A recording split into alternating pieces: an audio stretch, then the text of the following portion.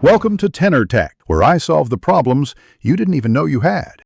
You already have Android Studio open. Start by enabling USB debugging and choosing the correct device or a cold-booted emulator.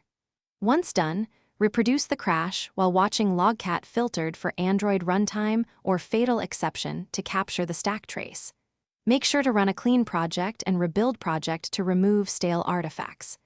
After rebuilding, uninstall the old APK from the device and reinstall from run to ensure you're testing the latest binary and not a cached build. With a stack trace in hand, read it top to bottom to find the originating class, method, and line number. That tells you the exception type and likely cause.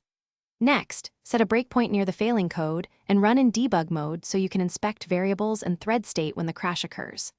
Also examine your manifest, pro-guard or R8 mappings, and dependency mismatches.